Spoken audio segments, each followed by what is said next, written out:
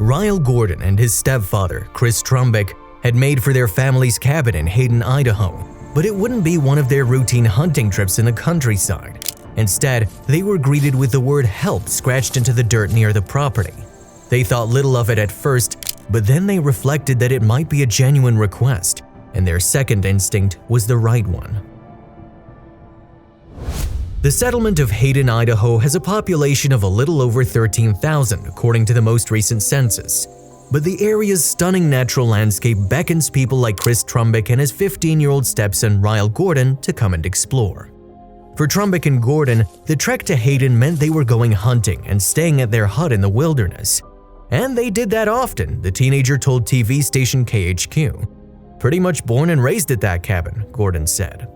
If you like our content and want to see more, I invite you to subscribe to the channel and click the notification bell to receive the latest videos. Now, enjoy the story. And although the cabin had often featured in their leisure time, neither Gordon nor his stepfather had any clue what drama awaited them on their November 2018 trip to Hayden. As soon as they approached their destination, though, they immediately realized something was amiss. They saw a search party which had been scouring the vicinity in search of a missing teenager. 19-year-old Catherine Katie Ogle had disappeared in the area. She was thought to be especially vulnerable because she had the cognitive ability of a 10 to 12-year-old, according to KHQ. The Kootenai County Sheriff's Office had previously implored the area's residents to look through their home security footage to try and catch a glimpse of the missing blonde-haired, green-eyed teen. Authorities also requested that they search any outdoor structures, like barns or sheds, to see if there was any trace of Ogle. Meanwhile, the emergency workers and volunteers continued their hunt, both on the ground and in the skies. They had 60 search and rescuers and dog units sweeping the local area while aircraft flew overhead. Before driving up to Hayden, Trumbick had already heard Ogle's story. "We found out before we left that there was a missing girl up there," he told KHQ, and his stepson felt the pair of hunters could be of genuine assistance in the search. "I told Chris we'd probably be their best help because we know this place like the back of our hand," Gordon said.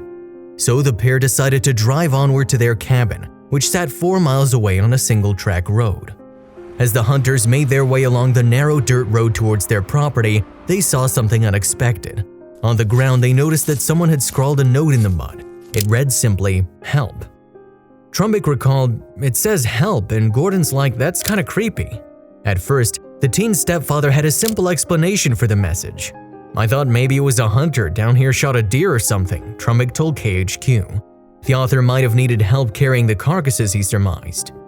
But 15-year-old Gordon had another theory, that the message had been left by the missing girl, Ogle. "It kind of hit me. I was like, there's no way, there's just no way. It just kind of shocked me," he recounted. So he snapped a picture of the message. Then Gordon and Trumbick went back to the search party that they had passed on their way to the cabin. They showed them the message and Gordon said the image came as a surprise to them. They were getting ready to go home for the night, he recalled. But after taking one look at the word etched into dirt, members of the search party knew they had one last spot to check. They made their way up to the cabin and shouted for Ogle, but initially couldn't hear anything over the noise created by their vehicle's engines. So the search team switched everything off to reduce the background noise. Then Trumbick recalled, "He said hello, and we heard hello right over the point right here, and went down there, and Katie was down there." The search team found a teenage girl a little way off the track, nestled down among the trees. Trumbick said, "She was laying in a sleeping bag, and the rescue worker was like, he goes, 'What's your name?' She said, 'Katie.'" Ogle had survived her 2-day ordeal partly because she went into Trumbick and Gordon's cabin, where she found some supplies to use in the wilderness. The hunters said that they were glad she did, although she seemed to assume they'd be angry. "She looked very scared when she came out, like she was scared she was gonna get in trouble, like we were gonna yell at her for being in the cabin," Gordon told KHQ. But he and his stepfather were thrilled to have been able to help. "I was just thinking it's crazy she was alive through the weather the past nights. If we didn't come up here, she could have been dead." "Katie, we're just happy you're alive," Gordon added. As for their rescue effort, Trumbick and Gordon didn't take any of the credit. Instead, they said they ended up in the right place at the right time. Glad we found her. I mean, it was pretty amazing. And that cabin just happened to be there for her, Gordon added. In fact, the cabin's bounty had helped her survive. The Kootenai County Sheriff's Office said the 19-year-old had gone to the hospital to ensure she was okay, although it was a precaution. She appeared to be in relatively good condition when the search team found her, according to TV news station WKHR. If you liked the video, please give it a thumbs up and consider sharing it with someone who may find it interesting. Thanks for watching, and I'll see you in the next video.